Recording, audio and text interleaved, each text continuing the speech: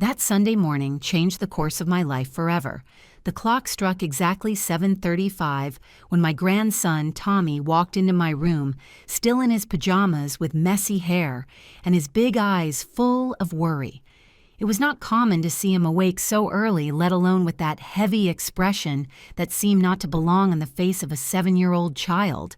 He approached my bed on tiptoe, looked both ways as if checking that no one was listening to us, and then leaned in to whisper in my ear the words that would make my world crumble. "Grandma Daddy is going to run away with the stepmom taking all your money when you go on your trip tomorrow. I am Grace Foster.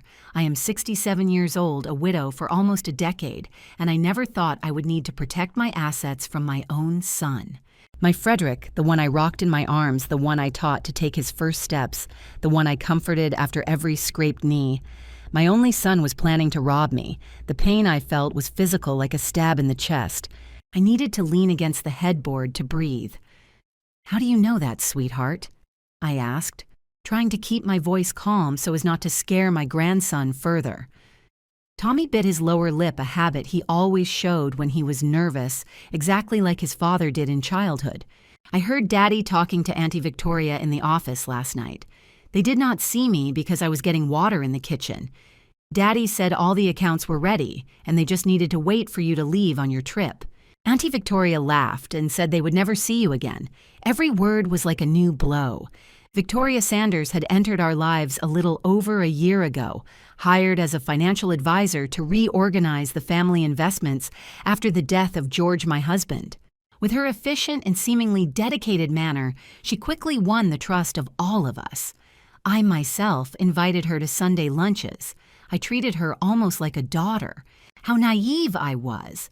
I held Tommy's little hands between mine, now trembling. "Grandma is fine, my treasure. You did the right thing telling me. Now I need you to promise me to keep the secret. Do not tell anyone, not even your mom, about this conversation. Can you do that for Grandma?" He nodded solemnly, his little eyes still worried. I sent him back to his room, telling him I would call him soon for breakfast. As soon as the door closed, I collapsed in silent tears. I cried for exactly 5 minutes. I have learned in life that even pain must have its limited time when actions are required. I got up, washed my face, and looked at my reflection in the bathroom mirror. The white hair perfectly arranged in soft waves, the wrinkles around the eyes that I always considered marks of a life well lived. The pearl necklace I never took off, George's silver wedding anniversary gift. "You are a Foster," I whispered to myself. And Fosters do not let themselves be defeated. The plan for my trip had been meticulously organized for weeks. I would spend a month at the lake house in the outskirts of Vermont, a property I inherited from my family. It was an annual ritual I maintained religiously, my period of renewal away from the noise of the city. Frederick knew it perfectly. He knew every detail of my routine. He had access to all bank accounts, powers of attorney documents. As the administrator of the family businesses after his father's death, he had fully assumed the financial reins with my total approval and trust. I picked up the phone and called Martha, my housekeeper and confidant, for 35 years. Before Frederick was even born, Martha was already by my side. If there was anyone I could trust blindly, it was her. "Martha, I need you to come to my room right now. Use the service stairs and do not say anything to anyone." While I waited, I opened the nightstand drawer and took out the card with the number of Nicholas Owens, the family lawyer for decades, and George's best friend. Nicholas was always my safe harbor in legal matters. More than that, he was the only one who knew the true extent of the Foster fortune, including investments and properties that even Frederick did not know existed. My late husband was always cautious. "Grace, never put all your eggs in one basket," he used to say. I mentally thanked his wisdom. Martha entered the room silently, her wrinkled face showing concern upon noticing my expression. "Ma'am, what happened?" I told her everything in great detail, watching her expression go from surprise to horror, and finally to indignation. I always suspected that woman, Mrs. Grace. The way she looked at things in the house, how she asked questions about your jewelry, and Mr. Frederick, so blindly in love, saw none of this. I need to be sure, Martha. I cannot accuse my own son without concrete proof. And what do you plan to do? Are you still going to travel tomorrow? I looked at the suitcase half-packed in the corner of the room, clothes carefully folded, my medications, organized books I planned to read in the quiet afternoons at the lake house. A trip that now represented the perfect opportunity for my son to betray me. No Martha. Officially, I am going to postpone the trip due to health problems, but I want everyone to believe that I will still go, just 2 days late. In the meantime, let us set our own trap. I spent the next few hours on the phone. First with Nicholas, who was as surprised as I was, but quickly regained his professional posture and began to draw up a legal plan. Then I called my old colleague from the hospital, Danielle Vance, now a captain specializing in financial crimes. Our friendship of 3 decades guaranteed her discretion and immediate support.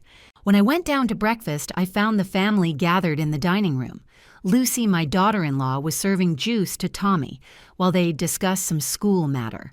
Frederick was reading the newspaper, seemingly absorbed in the news, and there was Victoria smiling sweetly at me, asking if I had slept well, if I needed help with the last preparations for the trip. I watched that rehearsed smile closely, the calculating eyes behind the fake concern, and felt a chill. How did I not realize it before? Actually, I replied, keeping my voice steady, I need to speak to you all. I received a call from the doctor last night, and my blood pressure is very unstable. He recommended postponing the trip for 2 days to adjust the medication. The shadow of disappointment that crossed quickly over Frederick and Victoria's faces was all the confirmation I needed.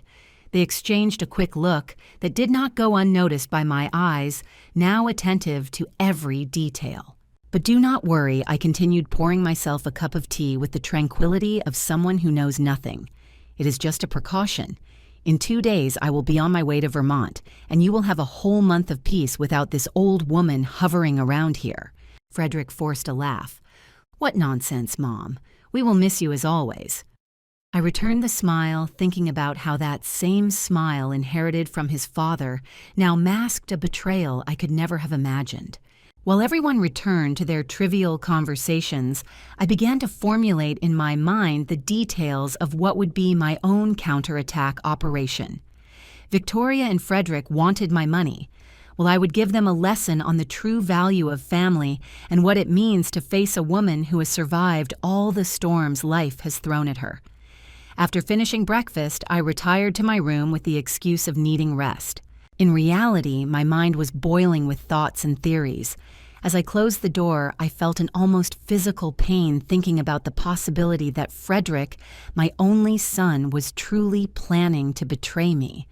Was it possible that the boy I raised with so much love could orchestrate something so cruel? I sat in the armchair near the window, the same one where I nursed him so many nights when he was a baby, and allowed the tears to come silently while planning my next move. The discreet sound of a knock on the door interrupted my thoughts.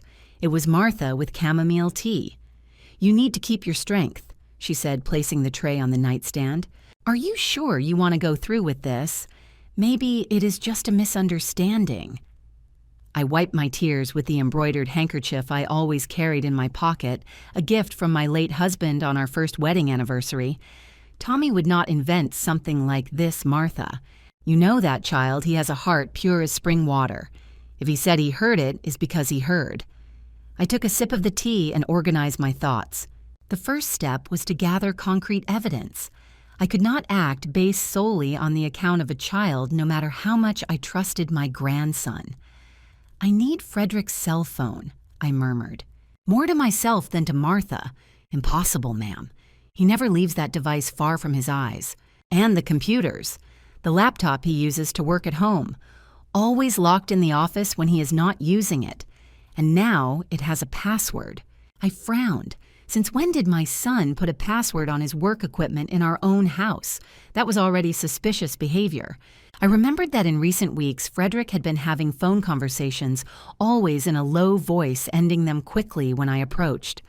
At the time, I attributed it to business stress, but now everything took on a new perspective. I picked up my phone and called Nicholas Owens. His secretary answered, but I insisted it was urgent. In less than a minute, I heard his deep and comforting voice. "Grace, I was just thinking about you. Is everything okay? Nicholas, I need you to verify some things for me with absolute discretion." I briefly explained the situation, listening to his occasional gasps of astonishment. "I want to know if there have been recent attempts to move funds in the main accounts, documents requested, anything unusual." "I will verify immediately. I have a meeting with the bank board at 2 in the afternoon. I will take the opportunity to sound out Stephen discreetly." Stephen Quinn, manager of the Pacific National Bank for over 15 years, was practically family. He knew every investment, every property of the Fosters, and more importantly, he was George's godson. If anyone tried to access our accounts suspiciously, he would certainly know. "Call me as soon as you know something," I asked, ending the call. I spent the whole morning on alert, watching every move of Frederick and Victoria around the house. Around noon, I noticed something interesting. They always checked if I was nearby before talking. Several times I caught complicit glances, discreet touches of hands, whispers interrupted upon my approach. To anyone paying attention, now the conspiracy was almost palpable in the air. Lucy, my daughter-in-law, seemed completely oblivious to everything, always dedicated to Tommy and the charity work she coordinated. She maintained that melancholic expression she had been dragging for years. I knew her marriage to Frederick was not the happiest. My son never knew how to truly value her. But was it possible that she was also involved? I watched her during lunch, her delicate gestures when serving the salad, the affectionate attention to Tommy, the polite cordiality with Victoria. No, I concluded. Lucy was not part of that. At 3 in the afternoon, I received the call I was anxiously waiting for. It was Nicholas, his normally calm voice now loaded with concern. "Grace, I need to see you personally. Can I stop by in an hour?" My heart raced. "Is it that serious?" "Unfortunately, yes. Prepare a strong tea." That hour of waiting seemed like an eternity. To hide my anxiety, I dedicated myself to organizing old photo albums in the living room, an activity that would justify my presence when the lawyer arrived. Martha, perceiving my nervousness, stayed close, inventing tasks that kept her in the same area. When the doorbell finally rang, I almost jumped from the armchair. Martha went to answer, returning accompanied by Nicholas, who seemed to have aged 5 years since our last visit just 2 weeks ago. "Grace." He greeted me with a kiss on the cheek, a formal gesture we maintained despite decades of friendship.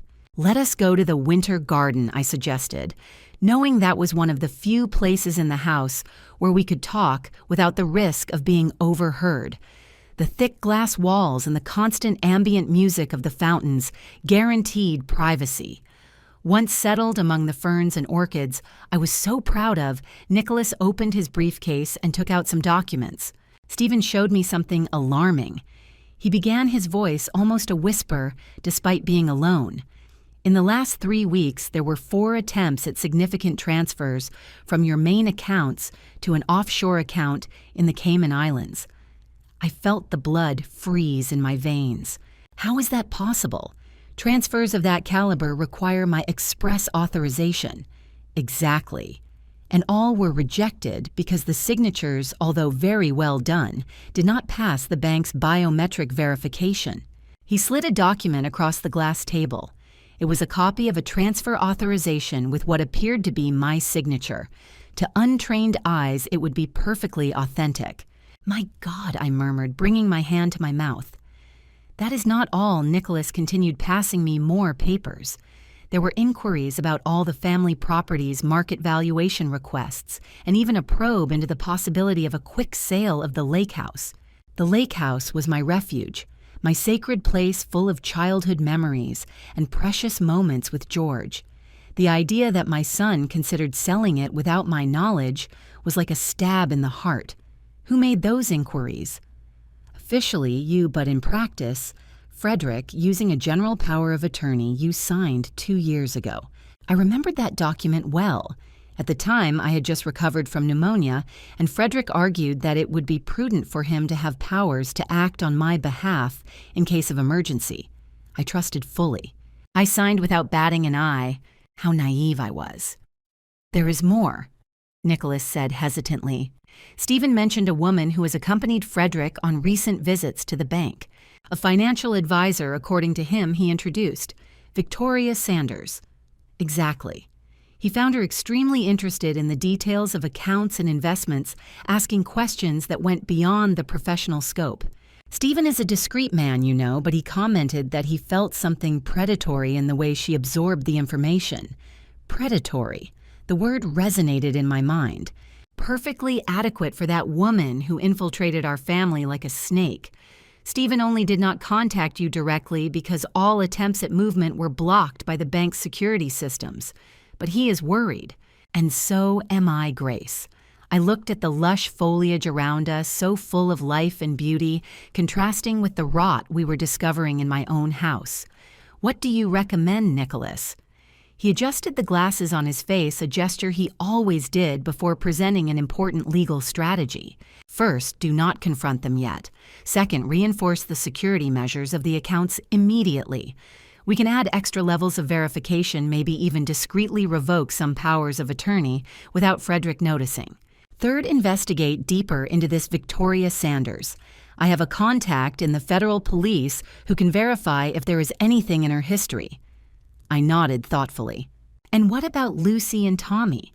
I need to protect them, too.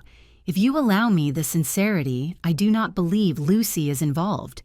I have watched that girl for years, and I only see genuine dedication to you and the little one. I believe so too, but I fear for her safety when everything comes to light. Nicholas covered my hand with his in a paternal gesture. One step at a time, Grace. For now, maintain the appearance of normality. Continue with the plan to postpone your trip and observe. We need to gather as much evidence as possible. After Nicholas left, I felt strangely calmer. Having confirmation of my suspicions was painful, but at least I was not crazy or paranoid. The danger was real, and now I could fight it. During dinner that night, I maintained a facade of tranquility, discussing trivialities and plans for my supposed trip. Frederick seemed particularly solicitous, offering to personally verify the preparations for the estate. Do not worry, Mom. I can call the foreman and ensure everything is in order for your arrival. Thank you, son, but I have already taken care of that. I replied with a smile that did not reach my eyes. Edward knows exactly how I like things. I saw a flash of frustration in his look, quickly masked with another offer of help. Every solicitous word now sounded like a lie in my ears. As I watched him interact with Victoria, the looks of complicity, the way their hands occasionally touched under the table, I wondered when had my son transformed into this stranger before me? What failure of mine in raising him led to this path of betrayal? After dinner, I retired early, claiming tiredness. In reality, I needed to continue my investigation. In the room, I called my friend Danielle Vance. After years working together at St. Catherine's Hospital, where I was head nurse, we maintained a solid friendship even when she decided to change careers and join the police force. Danielle, I need your help, like never before. I began after the initial greetings. I explained the situation in detail, from Tommy's warning to the bank's discoveries. She listened in silence, interrupting only to ask precise questions. I can check that woman's background discreetly, she offered. If she has a pattern of behavior, she left traces somewhere. No one is so perfect as not to make mistakes. How much time do you need? A few days at most. I have access to databases that the common citizen cannot imagine exist.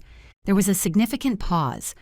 Grace, if we confirm that she is a professional con artist, the situation changes completely. It would not just be a case of family betrayal, but organized crime. The gravity of that possibility had not occurred to me. What if Victoria was not acting alone? What if there was a larger network behind her? Do whatever is necessary, Danielle. I need to protect not only my assets, but mainly Tommy and Lucy. After hanging up, I sat on the edge of the bed, feeling the weight of every year on my shoulders. I remembered George and how much he loved our son. "You will take care of him when I am no longer here," were his last words to me. How would he feel knowing that the son who made him so proud was planning to betray his own mother? A soft knock on the door interrupted my musings. It was Tommy, already in pajamas, his hair damp from the bath. "Can I say goodnight, Grandma?" I opened my arms and he came running, snuggling into my lap as he had done since he was a baby. His smell of baby soap and the innocence of that hug almost made me cry. "Is Grandma sad?" he asked, noticing my expression. "No, my love, Grandma is just thoughtful." He looked at me with those blue eyes so similar to George's, a wisdom beyond his age, shining in them. "Do not worry, Grandma, everything will be fine." I kissed his forehead, marveling at his intuition. "Yes, everything will be fine. Now go to sleep, it is late for boys your age." After he left, I made a decision. The next day, I would discreetly install security cameras in strategic points of the house. If Frederick and Victoria were conspiring, I would capture their conversations, gather irrefutable proof, not for revenge, but for justice. Not just for me, but for the legacy my husband built with so much effort, and that I had the duty to protect. That night, I slept little. I dreamed of George young and strong as in the early years of marriage, smiling at me while saying, "Remember who you are. Grace Foster, you never bow down to storms." The next morning, I woke up determined. I called a trusted security company, and using the pretext of concern about burglaries in the neighborhood, I hired the installation of a new camera system strategically positioned to cover the office, the living room, and other places where Frederick and Victoria used to talk. The technician arrived discreetly presented to the family as a specialist in electrical maintenance. While supervising the work, I kept an eye on the activities of my son and his accomplice. They seemed restless with my constant presence, exchanging worried looks when they thought I was not watching. By the end of that day, I had not only a sophisticated monitoring system, but also something even more valuable, the growing certainty that I was on the right path. While watching the first recordings on my tablet, protected by the silence of my room, I prepared to face the next step of my investigation, confronting not only my son's betrayal, but also my own mistakes that allowed us to reach this point. The clock struck almost midnight when I received a message from Danielle. "I found something. We need to talk urgently tomorrow." Attached was a photo of a newspaper clipping showing a woman very similar to Victoria, but with another name next to an elderly man. The headline read, "Businessman loses fortune at the hands of con artist's secretary." The storm that was approaching was much bigger than I imagined, and the web of lies surrounding my family began to unravel under my fingers, trembling but determined. I woke up with the weight of that photo still in my mind. I could barely sleep after seeing the image Danielle had sent. The resemblance between that woman in the newspaper and Victoria was unmistakable. The same almond eyes, the calculating smile, only the hair different, darker and shorter in the photo. I got ready quickly, determined to meet Danielle as soon as possible.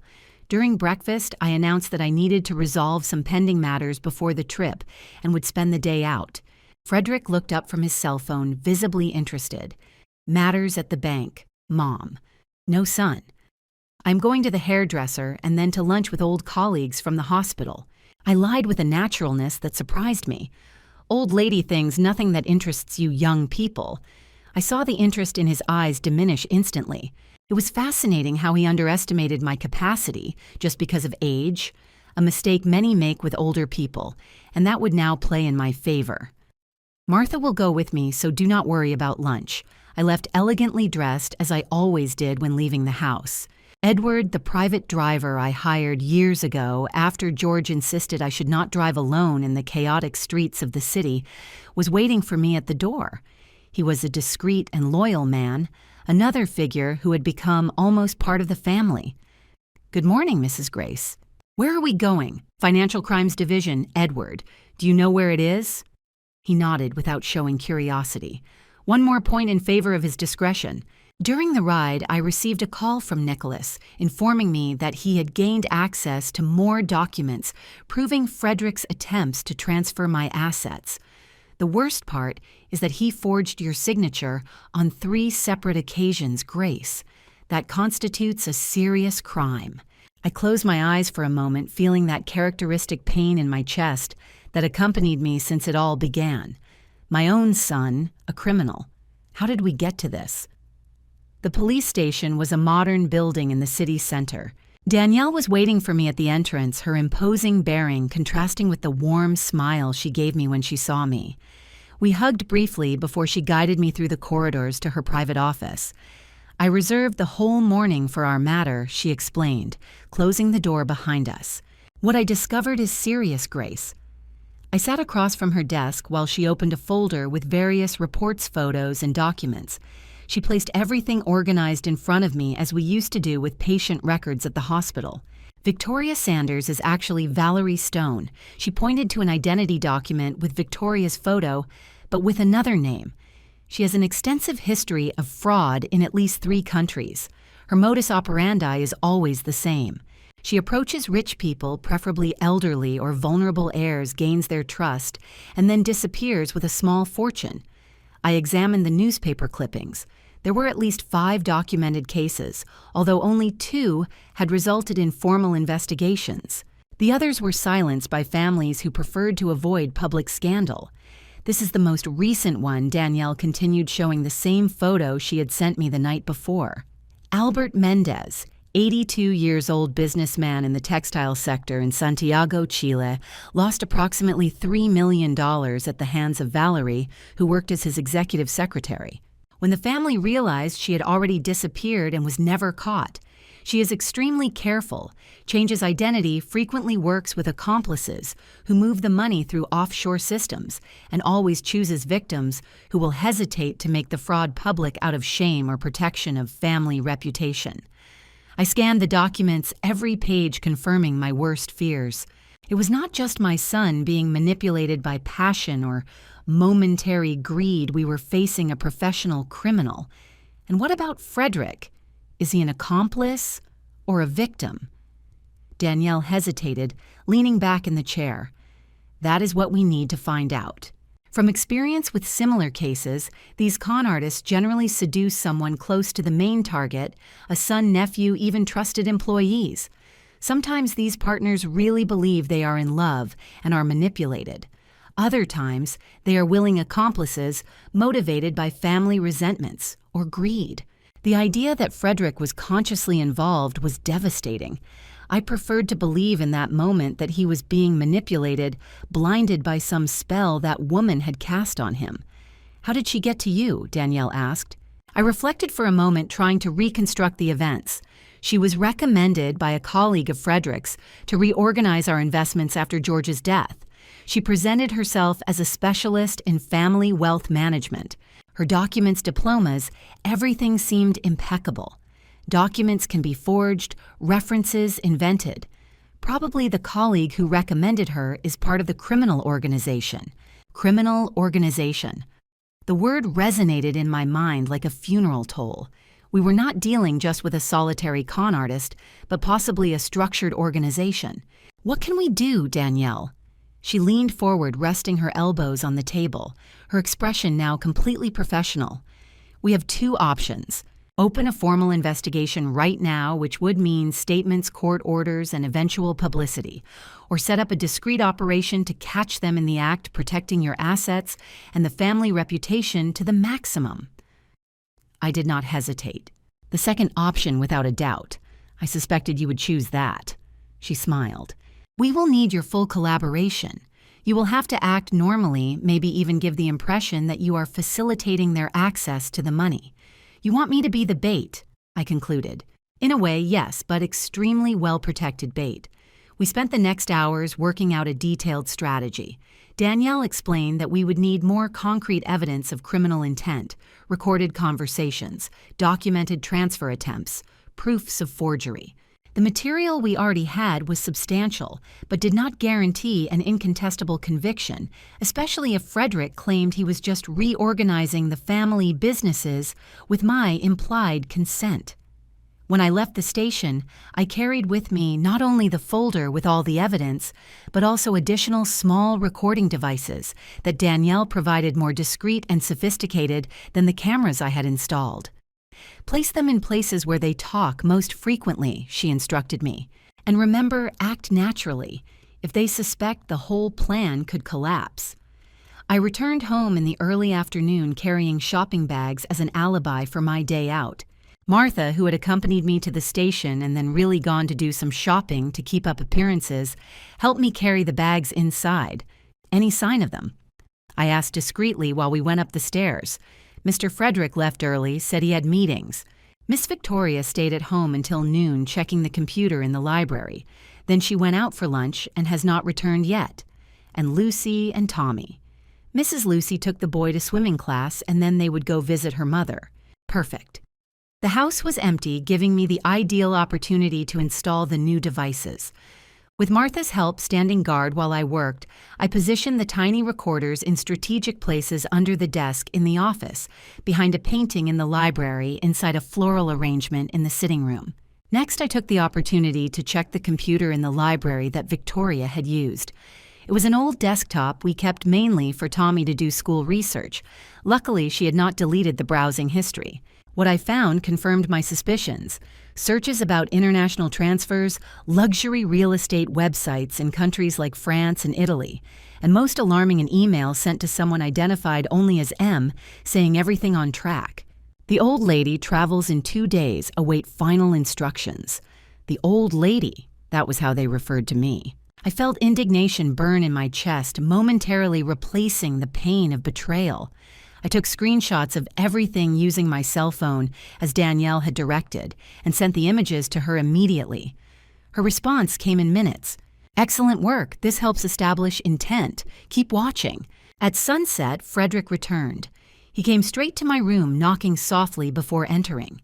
He was wearing one of his expensive Italian suits, a gift from me on his last birthday. "How was your day, Mom?" he asked with apparent interest, sitting on the edge of my bed. "Wonderful, son. Meeting old colleagues always rejuvenates me." I smiled, playing my role. "And you? How were the meetings?"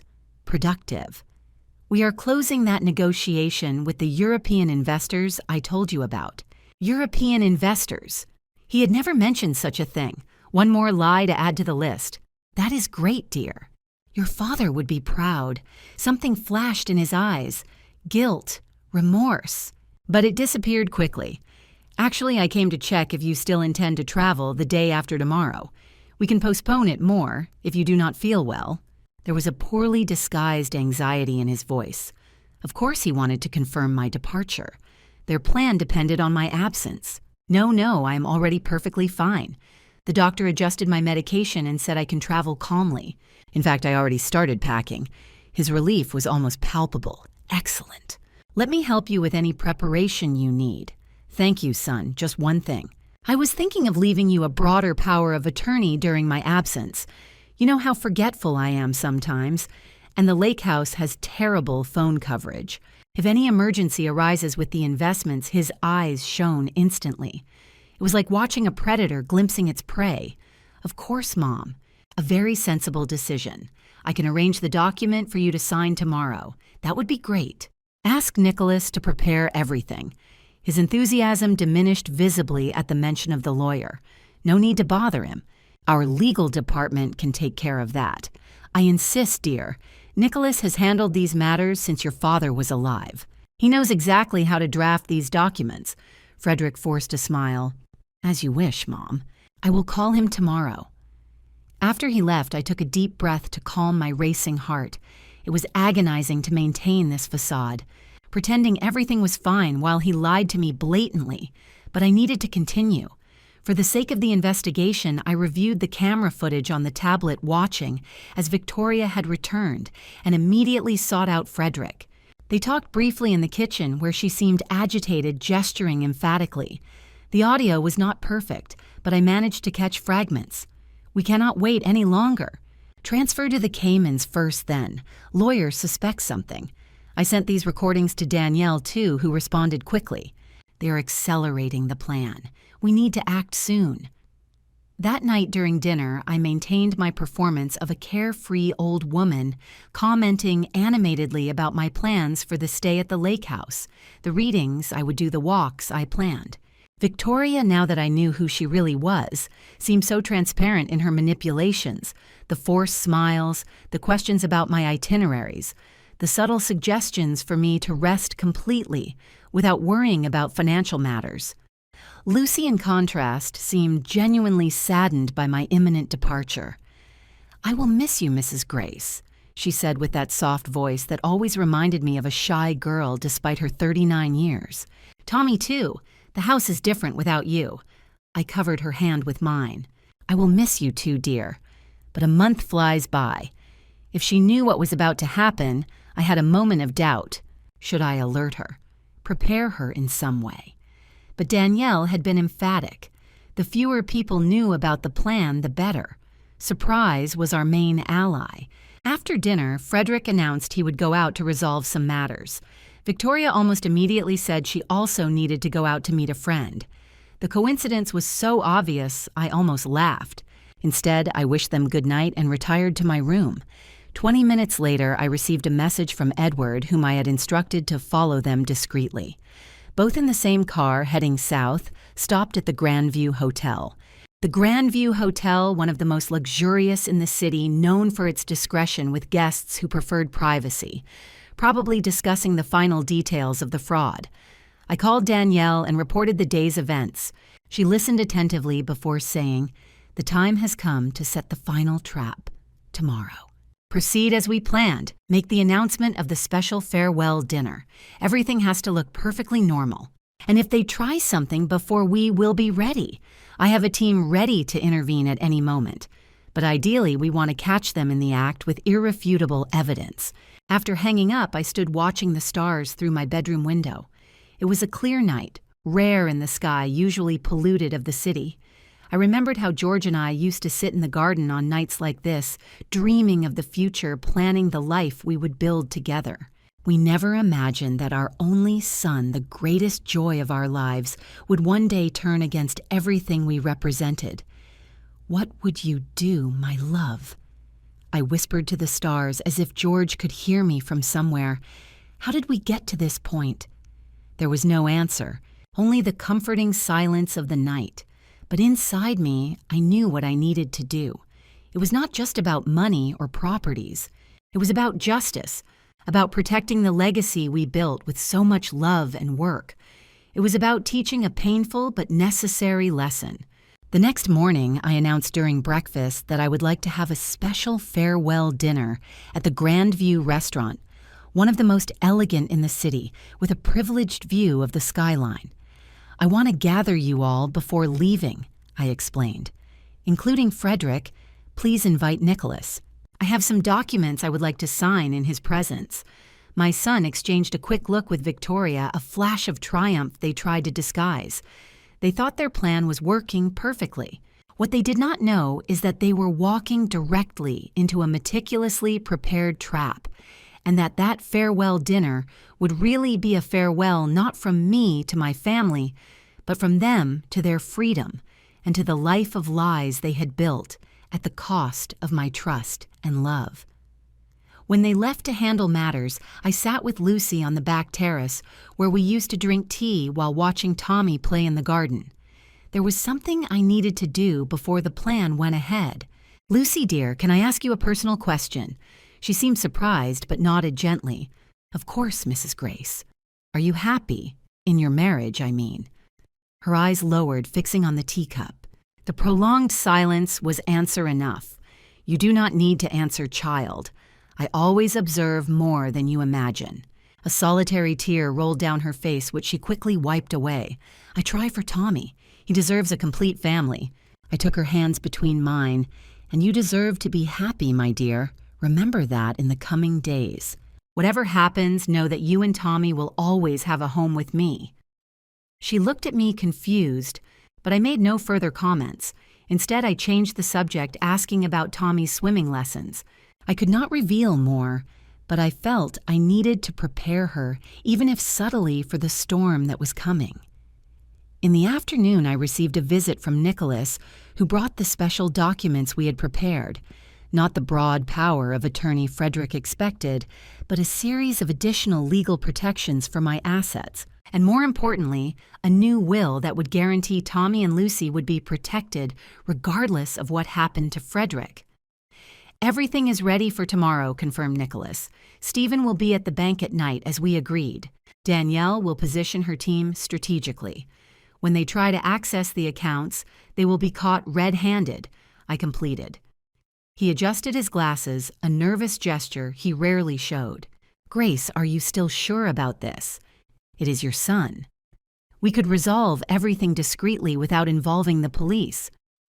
I looked long out the window, watching the clouds forming on the horizon, a storm approaching both literally and figuratively. If it were just for money, Nicholas, I could forgive, but it is for betrayal lies manipulation. It is for a woman who specializes in destroying families. I cannot allow this to continue. He nodded, respecting my decision. When he left me with the signed documents and a comforting hug, the kind of gesture only decades of friendship allow. Night came quickly, bringing with it the weight of anticipation. Tomorrow, everything would be revealed. Tomorrow, we would face the truth, however painful it was. I went to Tommy's room to say goodnight, as I always did when I was home. He was sitting on his bed, leafing through an adventure book, his little face concentrated on the story. "Time to sleep, little one," I announced from the door. He smiled when he saw me, that innocent smile that always melted my heart. "Grandma, are you really going on a trip?" "Yes, treasure. But before that, we will have a special dinner tomorrow. Remember?" He nodded, but there was a shadow of worry in his look. "Can I tell you a secret, Grandma?" I sat next to him on the bed. "Of course you can. All secrets are safe with me." "Yesterday I heard Daddy talking on the phone. He said they were going to disappear with Grandma's money." His eyes filled with tears. "What does that mean, Grandma? Why does Daddy want to disappear with your money?" I hugged him tightly, feeling his small body tremble against mine. Even in the midst of the pain of betrayal, there was a final confirmation through the innocence of a child that we were on the right path. "Do not worry about that, my love. Grandma will take care of everything. Just remember that whatever happens, Grandma will always be here for you and for your mother." He fell asleep in my arms while I watched over his sleep, thinking about the world he would face after the next day's events. A world where his father would be exposed as a traitor, where the family he knew would be irretrievably altered. "I will protect you," I promised silently, whatever the cost. The crucial day dawned with a surprisingly clear sky over the city. I woke up before dawn, my mind reviewing every detail of the plan while watching the light filter gradually through the curtains. In the hours before the big dinner, the mansion bustled with a tense normality. Frederick and Victoria came and went, making mysterious calls, exchanging whispers when they thought no one was watching. By mid-morning, I received a visit from Danielle.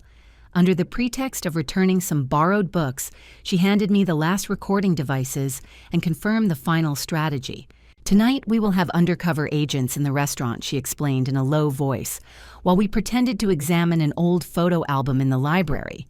2 waiters and a couple at a nearby table. Stephen will be alert at the bank with his security team.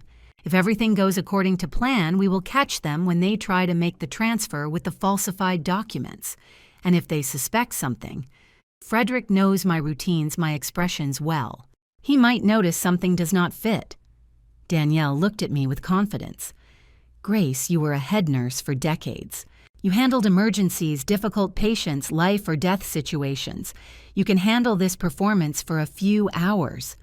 Her words rekindled something in me. That core of steel I had forgotten I possessed, forged in long hospital shifts, tempered in the crises I had faced throughout my professional life. "You are right," I stated with renewed determination. I was always good in pressure situations. At 5 in the afternoon, I began to get ready for dinner. I carefully chose an emerald green silk dress, George's favorite color, and the full set of jewelry he had given me on our last anniversary together. A necklace, earrings, and bracelet of emeralds set in platinum that I barely used, reserved for truly special occasions. While Martha helped me with the necklace clasp, I saw her study my reflection in the mirror with concern. "Ma'am, you are very pale." "Are you okay?" "It is just nerves, Martha." "Today much is decided. Everything will be fine," she affirmed with the certainty only years of loyalty can give. "The truth always comes to light, and you are on the right side of this story." At 7 o'clock sharp, the whole family gathered in the foyer.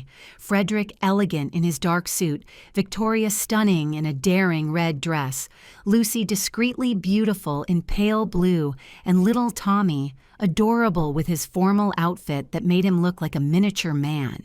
"You all look magnificent," I commented, descending the stairs with studied calm. "This night will be unforgettable, I am sure." We headed to the Grandview restaurant in 2 cars. Frederick insisted on driving his with Victoria, while I would follow with Lucy, Tommy, and Edward. During the ride, I maintained a light conversation about the lake house and plans for my stay, although my mind was completely focused on the operation about to unfold. The restaurant, located on the top floor of one of the city's most exclusive buildings, offered a panoramic view of the illuminated city. We were received by the maitre d', who discreetly made an almost imperceptible gesture confirming everything was prepared according to plan. Our table, strategically located in a privileged corner, already had the presence of Nicholas, who stood up to greet us with the formality characteristic of men of his generation. "Grace, you look absolutely splendid tonight," he commented, kissing my hand gallantly. "The occasion deserves it," I replied with a smile. As we settled in, I discreetly identified the undercover agents, an overly attentive waiter, a young couple at the adjacent table, pretending to be absorbed in a romantic conversation, and the restaurant manager himself, who had been informed of the essential aspects of the operation. The first part of the dinner passed with studied normality. Trivial conversations about the weather, the latest news, family anecdotes we had all heard 1,000 times. I watched Frederick discreetly check his watch every few minutes, his anxiety barely contained under a facade of normality. After the main course, it was time to execute the first phase of the plan. I signaled the waiter, who brought a bottle of champagne. "I would like to propose a toast," I announced, raising my glass to the Foster family and the values we represent: integrity, loyalty, and unconditional love. I saw Frederick swallow hard, his gaze fleeing mine. Victoria, however, raised her glass with a confident smile, completely oblivious to the irony of my words. Before continuing with dinner, I went on. "I would like to address the pending matters." I turned to Nicholas. "Did you bring the documents we discussed?" He nodded solemnly, opening his briefcase. "Everything as requested, Grace." It was at that moment I executed the rehearsed move. I brought my hand to my chest, letting out a small groan of pain. Everyone at the table started. "Mom, what is wrong?" Frederick asked, genuinely alarmed. "No, it is nothing," I replied with a weak voice, closing my eyes momentarily. "Just a twinge. It is passing." "Do you need a doctor?" Ma'am asked Lucy, already half standing. "No, dear, it is just—" Another groan, this time more pronounced. Maybe it is better to go to the hospital just to check." My heart history. Panic settled at the table. Exactly as planned, Lucy immediately offered to accompany me along with Tommy. Nicholas also offered to go. No, I intervened, following the script. "I do not want to ruin everyone's night. Nicholas, please stay and explain the documents to Frederick." "Son, can you sign for me as agreed? I have full confidence in you." I saw the glint of opportunity in his eyes, poorly disguised by forced concern. "Are you sure, Mom? Can I go with you?" "It is not necessary. Lucy and Edward will accompany me. You and Victoria finish the business with Nicholas, and then you can meet us at the hospital." I got up with feigned difficulty, leaning on Lucy. Tommy seemed genuinely scared, his little eyes watery. "Grandma will be fine, my angel," I assured him, caressing his little face. "It is just a precaution." As we walked away from the table, I cast one last look back. I saw Frederick lean immediately toward Nicholas, eager to see the documents, while Victoria sneakily typed something on her cell phone under the table. The trap was sprung. Now it was just a matter of time. In the car, as soon as we were far enough from the restaurant, I straightened up, normally surprising Lucy.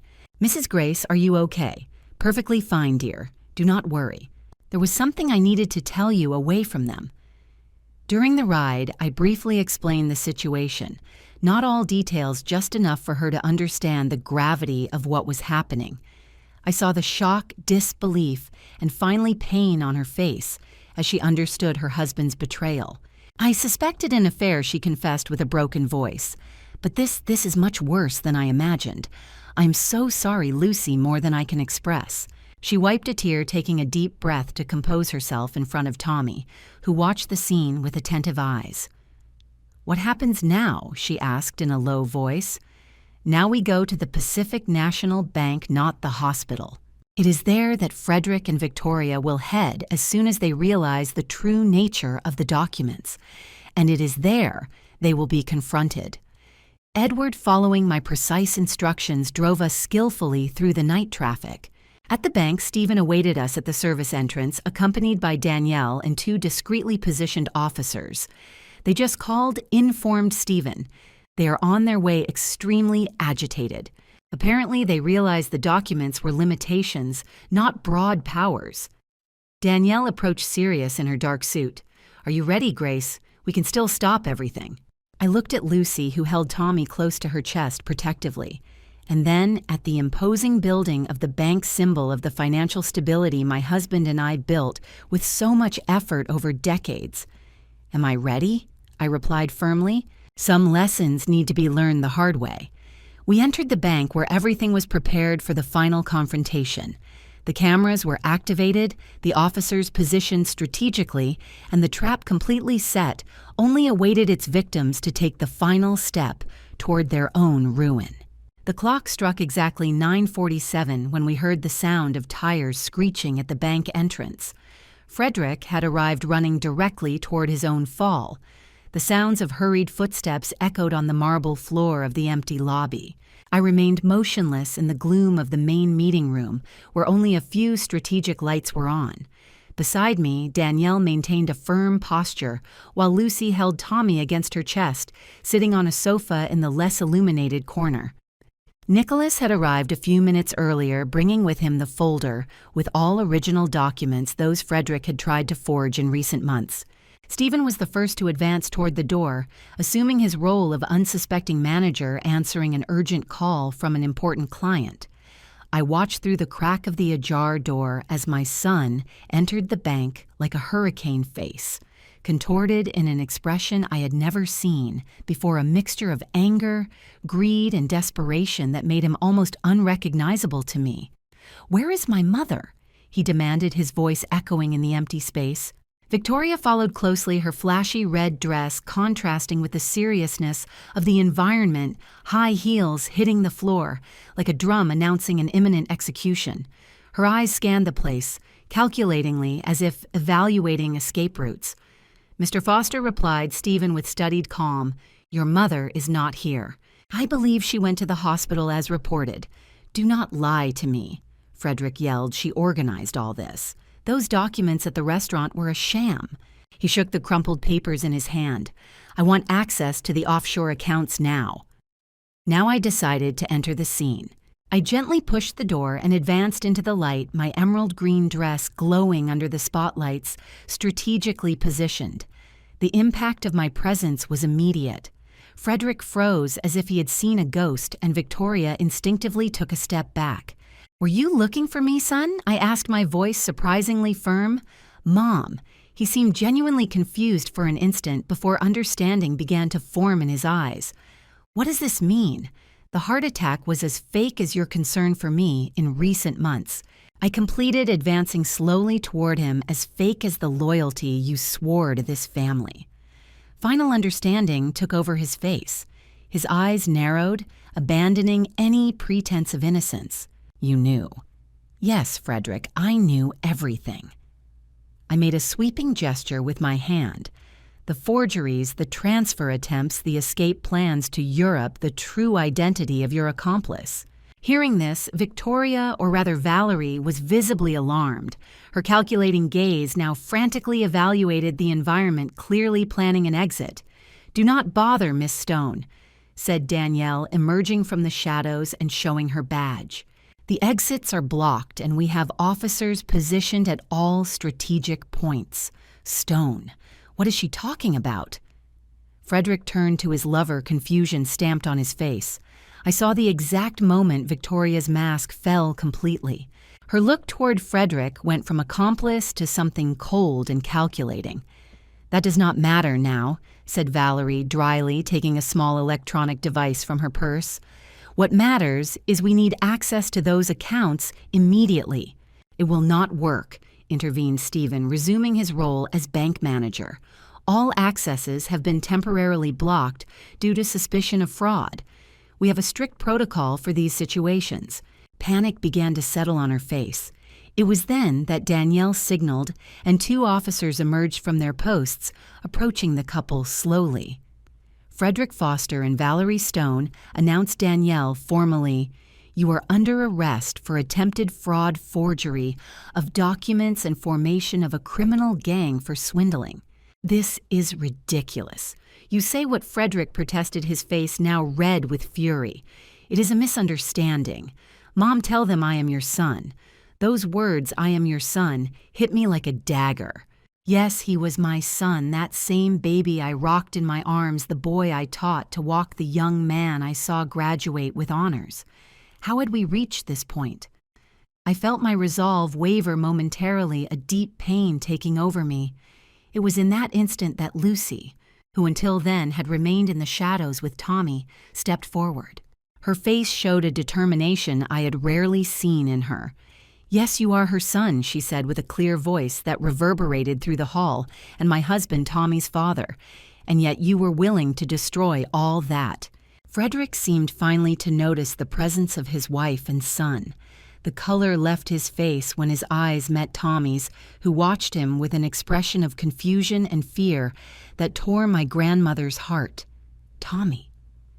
His voice was almost a whisper. I did not. But any explanation he tried to give was interrupted by Valerie, who suddenly pushed one of the officers and tried to run toward the exit. She was stopped quickly, screaming accusations against Frederick. It was his idea. He sought me out. He planned everything. "I am just a financial consultant. He seduced me to participate in the scheme." The final betrayal. One con artist betraying the other. I saw my son's face deform with shock upon realizing that even the love he thought he found was nothing more than a sham, a manipulation to access our fortune. "That is not true," he protested desperately now, looking at me. "Mom, you cannot believe that. She sought me out. She planned all this." I approached him slowly, feeling the weight of every step. When I was close enough to see the sweat now running down his forehead, I spoke low, just for him to hear. "The question, Frederick, is not who started what. The question is that you, my only son, were willing to betray me. Abandon your wife and son, destroy the legacy built by your father with so much sacrifice." He lowered his eyes, unable to hold my gaze. For a brief moment I glimpsed the boy he once was, vulnerable, regretful, after some childish mischief. "What is going to happen to me?" he finally asked, his voice reduced to a whisper. Before I could answer, Danielle intervened. "Mr. Foster, you and Miss Stone will be taken to the station to give a formal statement. The charges are serious and can result in prison time." Prison? The panic in his voice was palpable. "Mom, you would not allow that. You cannot let them take me to jail." I felt the weight of that decision on my shoulders. A part of me, the mother who had always protected him, wanted to intervene, use my influence to minimize the consequences. But another part, the woman who honored the principles and values George and I always defended, knew that some lessons need to be learned the hard way. "There are consequences for our choices, Frederick," I finally replied. "I always taught you that." As the officers led them out, Valerie continued shouting accusations, trying to negotiate her freedom in exchange for information on other scams.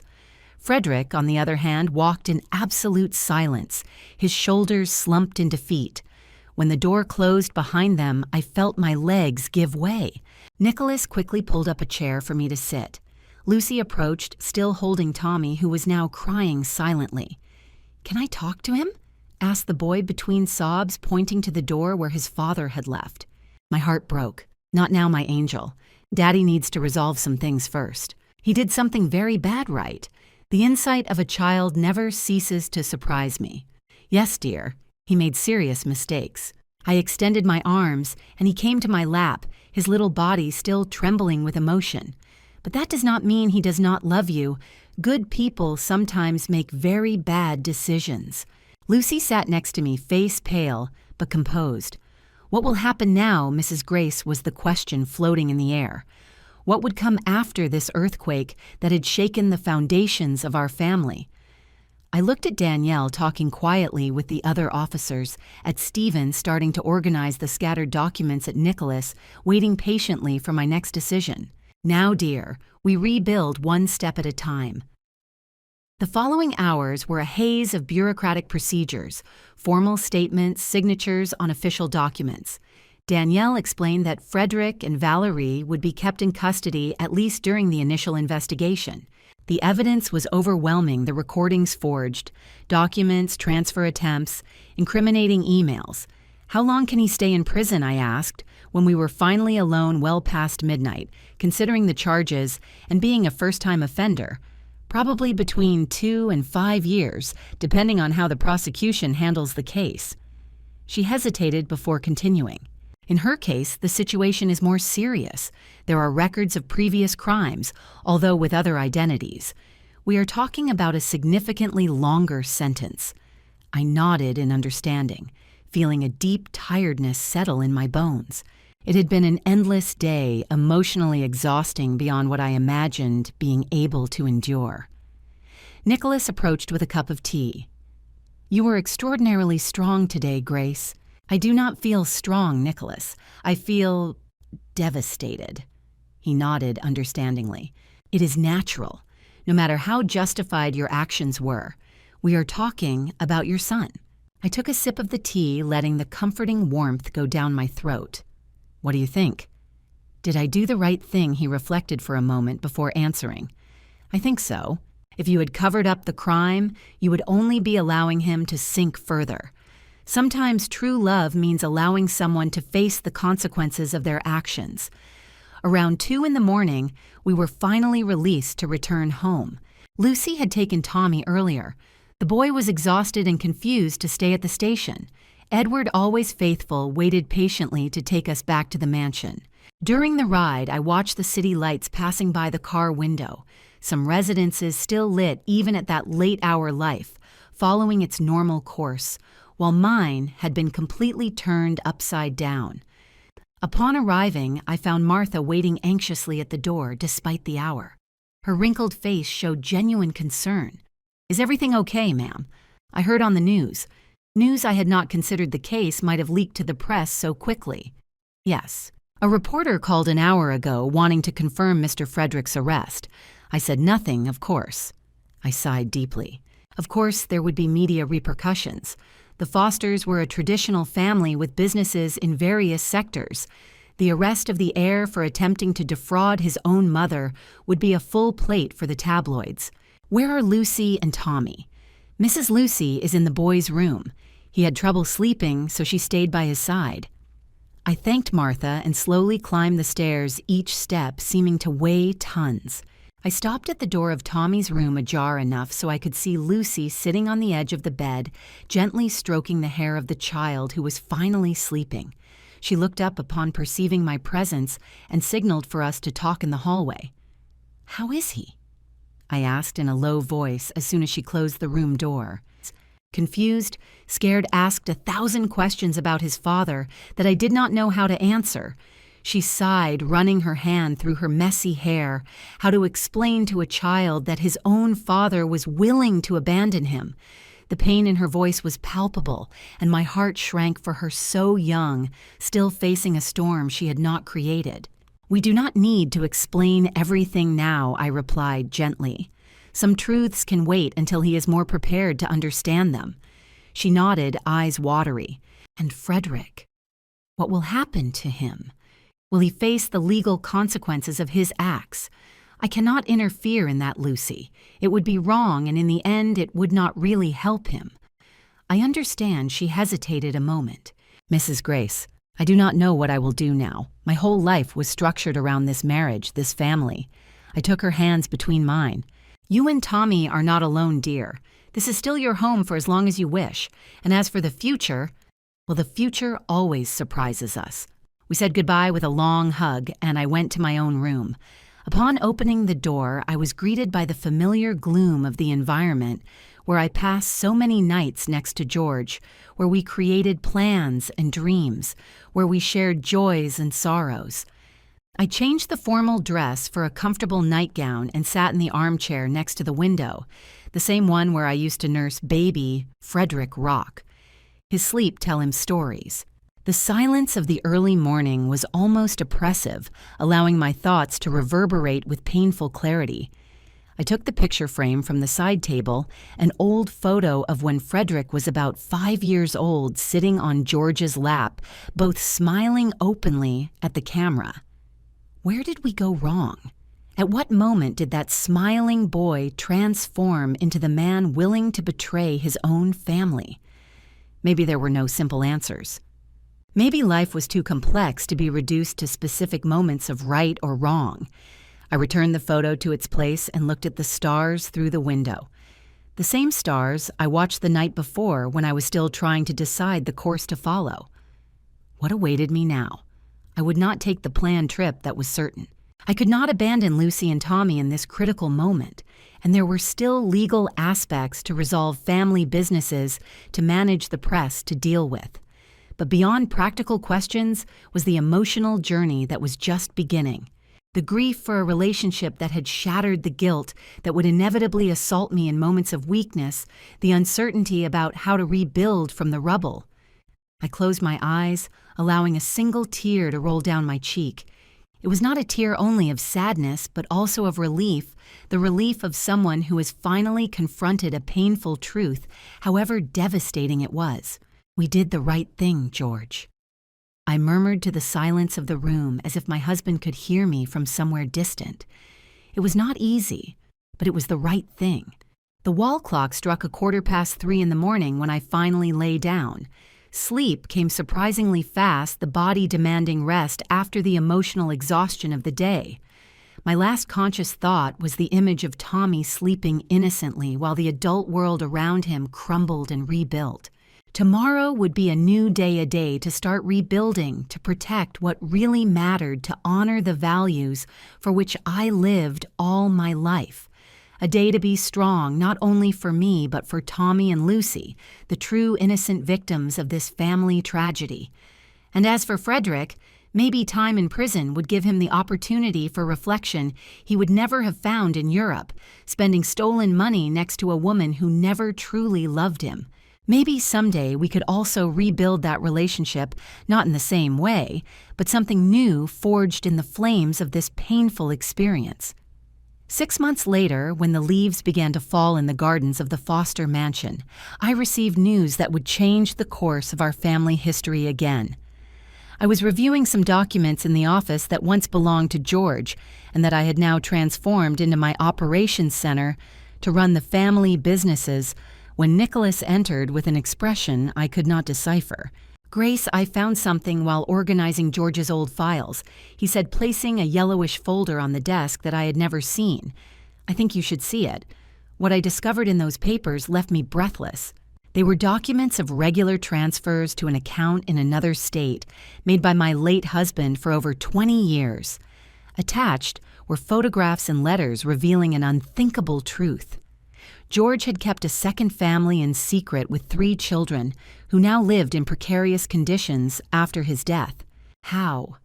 Why did I not know about this before I murmured, my hands trembling, holding the evidence of a parallel life my husband had hidden so meticulously? "George was extremely careful," explained Nicholas softly. "But the most surprising thing is this." He handed me a letter dated 2 years ago addressed to Frederick. The letter revealed that my son had discovered the truth about this second family shortly after his father's death. George had entrusted Frederick with the existence of his half-siblings, asking him to watch over them if something happened to him. But instead of speaking to me openly, Frederick had tried to handle the situation on his own, discreetly channeling funds to them. When he met Valerie or Victoria and she discovered this secret, she saw an opportunity. She convinced him that the only way to do justice was to take full control of the family assets. What started as a clumsy attempt to help his half-siblings turned under Valerie's manipulative influence into a criminal plan to appropriate the entire fortune. This revelation hit me like a tsunami. Not only had I been betrayed by my son, but also by my husband for decades. And yet Frederick, in his distorted way, had initially tried to keep a promise to his father before falling into the trap of greed and manipulation. The next day, I visited Frederick in prison. It was a tense encounter, but necessary. I showed him the documents confirming I knew the whole truth. "Why didn't you come to me directly?" I asked him, the pain evident in my voice. "Why did you choose the path of betrayal instead of the truth?" "I was afraid of destroying you," replied the broken voice. "Dad was your idol, the love of your life. Discovering he had deceived you for decades, I didn't want to be the one to shatter that image. And then when I met Victoria, she made me see everything differently. She convinced me we deserved more, that those other children deserved their share. At first I just wanted to help them, but everything got twisted. It did not justify his actions, but at least now I understood the origin of it all. The betrayal had deeper and more complex roots than I ever imagined. In the following months, I made a decision that surprised everyone, even myself. I contacted George's other family, invited them to the city, and met them in person. I saw in those 3 young people the same eyes of my husband, the same gestures I loved so much. Despite the pain, I recognized they were innocent victims in this story. I modified my will to include them, established a fund for their education, and offered them a place in the family businesses if they wished. Not out of obligation, but because I understood that George's mistakes should not condemn these people to a life of lack and resentment. Frederick from prison watched my actions with a mixture of astonishment and regret. "You have more strength and generosity than I will ever have," he wrote me in a letter. As for Tommy, my sweet grandson demonstrated a capacity for acceptance only children possess. When he met his uncles and cousins whom he never knew he had, he welcomed them with curiosity and openness, oblivious to the complicated adult emotions surrounding that meeting. Today, 2 years after that whisper from Tommy that changed our lives, I look back and reflect on the extraordinary journey our family reconstruction has been.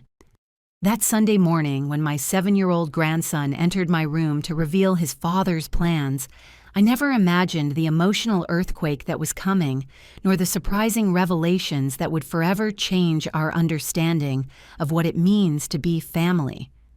Frederick's betrayal taught me that even those we love most can disappoint us deeply. Discovering that my only son, together with his lover Valerie Stone, who called herself Victoria Sanders, planned to rob me while I was traveling to my lake house was a devastating blow. The meticulous investigation I conducted with the help of Martha, my faithful housekeeper Nicholas, the family lawyer Danielle, my detective friend, and Edward, my loyal driver, revealed an even more sinister plot than I could have imagined. The moment of confrontation at the Pacific National Bank will be etched in my memory forever. Seeing Frederick and Valerie being arrested, watching the mask of falsehood fall from both their faces, hearing my grandson's tears, asking if he could speak to his father, moments of pure pain that paradoxically were also the beginning of our healing. But the most extraordinary thing was discovering 6 months later the hidden truth behind the betrayal. My late husband, George, had kept a second family in secret for decades. Frederick had discovered this truth, and in a poorly executed attempt to help his half-siblings, fell under Valerie's manipulative influence, transforming an act of distorted family loyalty into a crime. This revelation taught me that betrayals are rarely simple, that behind the worst acts often hide complex stories of pain, divided loyalty, and missed opportunities for honesty. It also showed me my own strength, the ability to face painful truths and still choose a path of compassion and reconstruction. Today our family is very different from what it was. Frederick serves his sentence on parole working at the Silver Hope Foundation, which I established to help elderly victims of family scams. Lucy has blossomed, resuming her career in psychology and coordinating support programs for families in crisis. Tommy, now 9, shows amazing resilience, maintaining a relationship with his father while developing bonds with his new uncles and cousins. And I, Grace Foster, at 69, run the family companies, preside over a foundation, and most surprisingly, have built a relationship with the children my husband had outside our marriage. It was not easy to open my heart to these people who represented the greatest betrayal of my married life. But in their faces, I saw not only George, but the opportunity to break a cycle of secrets and pain. The most valuable lesson I have learned is that family is not always defined by blood or legal documents, but by the decisions we make every day. Deciding to forgive does not mean forgetting or absolving responsibility. It means choosing not to allow resentment to consume the rest of your life. Deciding to rebuild does not mean restoring exactly what existed before, but creating something new and potentially stronger from the rubble. This story I have shared with you is not just about a grandmother who discovered a betrayal and set an ingenious trap. It is about how at any age we can find ourselves facing devastating truths that challenge everything we thought we knew about our lives and still find the strength to move forward to redefine what family, forgiveness, and justice mean. If you are watching this video, perhaps you are going through your own storm. Maybe you have been betrayed, or maybe you keep a secret you fear revealing. My experience has taught me that secrets have a huge cost and that the truth, although painful, is the only path to authentic healing. I would love to know your story and your thoughts. Have you ever faced a family betrayal? How did you handle it? Have you had to rebuild your life after an emotional earthquake? Which country are you watching us from? Please share it in the comments below this video. Your words could give comfort to someone who is going through a similar moment and feels completely alone. If this story has moved you or made you reflect, I ask you to subscribe to the channel Elderly Stories. Every day we share real stories of people who, like me, have faced decisive moments in their lives and found ways to overcome them. Stories that can inspire you, accompany you, or simply remind you that you are not alone in your struggles. I would also greatly appreciate if you left your like on this video. This simple gesture helps us reach more people who might need to hear these experiences. And if you can share this video with someone you think could benefit from this story. Producing these videos daily implies many costs that are sometimes difficult to cover. If our channel has brought you value, I invite you to consider supporting us through the thanks button that appears below the video. It is a form of donation that allows us to continue creating quality content and keeping alive these stories that mean so much to our community. With your support, we can expand our reach, improve the quality of our productions, and even translate our stories into more languages to reach people in different parts of the world. Every contribution, however small, makes a huge difference for us. Remember to visit our other videos. We have stories about complicated family relationships, second chances, significant losses, and personal rediscovery at advanced ages. There's a whole world of shared experiences waiting for you on our channel. Thank you for joining me in this personal story, so intimate and painful. Sharing my experience has been part of my own healing process, and I hope with all my heart that it has resonated with you in some meaningful way. And remember, no matter your age, your economic situation, or your family history, there is always a way forward. There is always the possibility to rebuild, to find new meanings, to create beauty from pain. Life never ceases to surprise us, and our capacity to adapt and grow is perhaps the most precious gift we have. I wait for you in the comments and in the next video of Elderly Stories. Until then, I wish you strength in your own battles and serenity to face the truths of your life, however difficult they may be. I am Grace Foster, and this has been my story of betrayal, truth, and family reconstruction. A story that taught me that even at 67, life can surprise us, challenge us, and finally renew us in ways we could never have imagined.